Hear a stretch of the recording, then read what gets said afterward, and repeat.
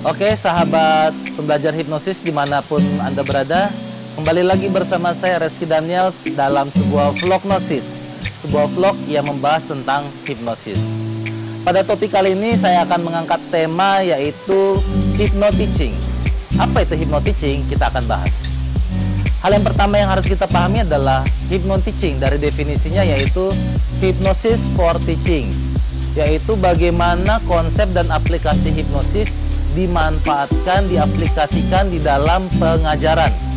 Nah, kalau kita berbicara kenapa hypno-teaching itu perlu dilakukan, saya bisa memberikan sebuah pemikiran seperti ini. Zaman terus berubah. Di zaman dulu mungkin kita berbeda belajarnya dengan zaman sekarang. Di zaman sekarang, anak-anak generasi Z itu sangat berbeda dengan memahami belajar di zaman dulu. Di zaman dulu mungkin anak akan lebih mudah belajarnya, lebih semangat belajarnya, karena menurut mereka belajar itu sesuatu yang jarang didapatkan, sesuatu hal yang langka. Setiap orang ingin belajar, karena itu mereka tidak termotivasi dari awal untuk belajar. Tetapi makin ke sini, hal yang terjadi sebaliknya. Seorang anak itu belum tentu punya motivasi yang kuat dari awal untuk belajar. Sering sekali anak itu tidak termotivasi, mungkin karena gurunya, mungkin karena materinya, atau mungkin karena sekolahnya.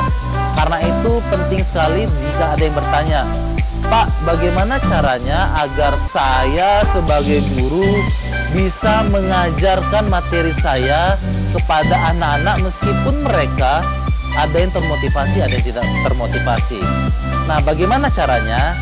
Nah, di dalam vlognosis ini saya akan membagikan 5 langkah sederhana yang bisa Anda lakukan sebagai pengajar, sebagai seorang trainer untuk bisa mengajar lebih efektif, lebih efisien.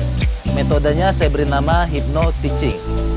Langkah pertama yang bisa kita lakukan adalah bangun interest, bangun kedekatan, bangun kenyamanan kepada anak, kepada siswa, sehingga mereka tertarik belajar kepada Anda.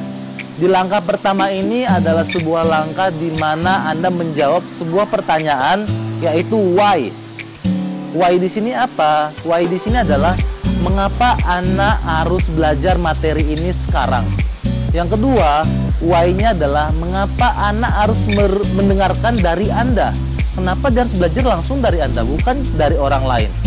Nah, dari sini berarti kita bisa mengatakan bahwa kalau Anda bisa mendapatkan jawaban why ini, anak akan termotivasi, akan siap, dan akan bersedia fokus kepada pelajaran Anda.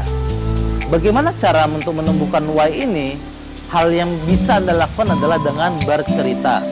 Anda ceritakan pengalaman Anda, bisa Anda ceritakan tentang pengalaman orang lain juga bisa. Bahkan Anda cerita tentang hal yang fiksi, hal yang tidak pernah terjadi juga nggak masalah. Yang penting ketika Anda menceritakan hal ini sangat berkaitan dengan materi yang akan Anda sampaikan. Sehingga ketika cerita Anda sudah bangun, cerita Anda sampaikan ke siswa, siswa akan berpikir, wah, menarik juga ya pelajaran hari ini ya, menarik juga ya pelajaran yang akan kita pelajarin ya. Nah, ketika ini sudah dapat, ceritanya sudah oke, siswa akan terbangun interestnya, maka dia akan siap membuka filternya, siap untuk menerima pembelajaran dari Anda, dan siap untuk mengosongkan gelas pikirannya. Kalau itu sudah terjadi, maka Anda siap mengajar menjadi lebih baik. Jadi yang pertama, bangun interest dengan membuat sebuah cerita. Hal yang kedua yang bisa Anda lakukan adalah Anda persiapkan yel-yel sederhana untuk membangun kelas agar lebih semangat, lebih atraktif. Yel-yel yang dimaksud adalah mungkin gerakan-gerakan yang bisa dilakukan siswa. Ketika Anda meneriakkan satu yel-yel tertentu, siswa akan berubah gerakannya. Menurut NLP, ketika pikiran itu atau state itu terjadi ketika tubuh dan pikiran berada di dalam satu posisi tertentu. Jadi untuk mengubah pikiran, untuk mengubah perasaan, untuk mengubah mind seseorang, yang paling gampang adalah dengan mengubah gerakannya. Jadi salah satu cara yang bisa kita lakukan adalah buat yel-yel. Ketika saya di kelas, saya mempunyai yel-yel tersendiri. Misalnya ketika saya bilang, "Anak-anak apa kabar?" Nanti siswa akan bertanya, "Yes, dahsyat, luar biasa." Itu contoh sederhana. Anda bisa ciptakan yel-yel ini. Nah, yel-yel ini kapan Anda gunakan?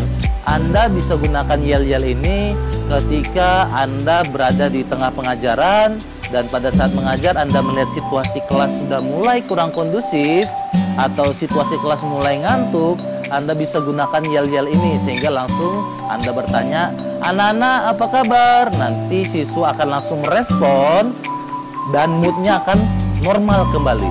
Tentu yel-yel itu penting. Anda pikirkan yel-yel yang bisa membuat gerakan.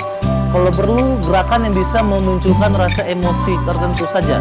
Emosi ini bisa perasaan happy, senang, dan bahagia. Jadi hal yang kedua yang bisa Anda lakukan adalah ciptakan yel-yel sederhana yang bisa siswa lakukan dan terapkan di kelas.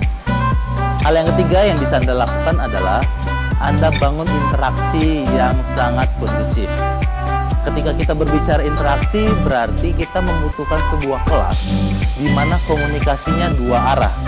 Jadi, bayangkan kalau Anda berada di dalam sebuah kelas, Anda mendengarkan guru celoteh ngomong terus dari awal sampai akhir. Tentu saja hal itu sangat membosankan. Dan siswa sangat lelah kalau disuruh terus mendengarkan. Karena itu, ada hal-hal yang bisa Anda lakukan, yaitu bangun interaksi. Bagaimana cara membangun interaksi? Hal yang bisa Anda lakukan adalah Anda buat seperti tanya jawab, boleh. Anda bertanya, biarkan siswa menjawab. Anda bisa memberikan diskusi kelompok, boleh. Anda bisa mengajak siswa berpendapat, boleh. Dan bahkan Anda bisa mengajak siswa mengulangi apa kalimat Anda. Hal-hal ini penting. Yang penting adalah jangan biarkan Anda berbicara sendiri. Kalau Anda bisa membangun ini, maka interaksi akan positif. Kalau ditanya, interaksi ini pada saat kapan bisa dilakukan? Menurut penelitian, dikatakan bahwa kemampuan manusia mendengarkan secara efektif itu adalah 7 menit. Jadi kalau Anda ingin berbicara sendiri, pastikan kurang dari 7 menit. Di atas 7 menit, pastikan langsung buka yang namanya interaksi. Anda bisa bertanya, bagaimana anak-anak? Menurut Anda gimana? Menurut kamu nak, apa yang harus kita lakukan? Tanya diskusi. Biarkan kesempatan mereka untuk berbicara. Jangan hanya Anda berbicara. Dengan sesama saling berbicara, maka situasi pembelajaran akan semakin happy, semakin menarik. Langkah keempat, apa yang harus Anda lakukan? Langkah keempat adalah Anda berikan resume pembelajaran. Hal yang paling penting adalah sebuah pembelajaran itu akan semakin menarik kalau ada repetisinya. Jadi ketika Anda mengajar, pastikan Anda membangun dari hal-hal yang kecil, sederhana, sehingga ketika ini sudah jadi satu kesatuan, Anda buatlah resumenya di akhir dari pembelajaran. Jadi sehingga siswa akan kembali mengingat betapa pentingnya kaitan pembelajaran yang sudah dilakukan dengan cerita di awal, dengan interest yang di awal, sehingga mereka merasa yakin bahwa pembelajaran yang telah mereka jalani ini benar-benar bermanfaat untuk hidup mereka. Cara membuat resume sederhana, Anda hanya tinggal mengulang formulanya, yaitu apa yang sudah Anda jelaskan, berikan hal-hal singkat terkait yang sudah Anda ajarkan. Yang kedua, kaitkan dengan why-nya di awal. Kalau itu sudah Anda lakukan, maka semua pelajaran yang telah mereka dengarkan, mereka pelajari, itu akan kecantol di dalam pikirannya jauh lebih lama dari biasanya. Yang terakhir, langkah kelima, apa yang harus Anda lakukan sebagai seorang guru agar memberikan pelajaran dengan menarik secara hypnoteaching? Hal yang kelima bisa Anda lakukan adalah dengan melakukan relaksasi. Relaksasi ini bisa Anda lakukan di awal, di pertengahan pembelajaran, dan di akhir. Saya ingat dulu dengan metode ini, saya di pembelajaran saya di bimbingan belajar, saya menggunakan metode ini dan efektif sekali. Jadi ketika pembelajaran itu adalah 40 menit, jadi selama 20 menit pertama belajar dengan metode hypnoteaching, pada saat 20 menit sudah selesai, itu peserta disuruh break, diam, tenang, hening, sambil didengarkan musik relaksasi. Hanya 3 menit saja. Pada saat break 3 menit, siswa tidak melakukan apapun selain duduk tenang, diam, pejamkan mata, dan dengarkan musik relaksasi. Dan ternyata jeda yang ditambahkan dengan relaksasi itu membuat filter dalam pikirannya itu kembali seperti normal lagi. Artinya dia siap menampung pembelajaran lebih efektif sekali. Kebanyakan orang dipaksa untuk menerima semua pembelajaran sekaligus, tetapi dia tidak mendapatkan apapun dari pembelajarannya. Hal itu terjadi karena tidak adanya jeda. Biarkan manusia memproses dulu pembelajaran sebagian, biarkan jeda dengan relaksasi, maka lanjutkan lagi pembelajaran Anda. Jadi istirahat ini membiarkan tubuh dan pikiran si siswa itu refresh kembali. Hanya lakukan 3 menit, lakukan relaksasi, bisa dengan kalimat Anda, bisa dengan musik relaksasi.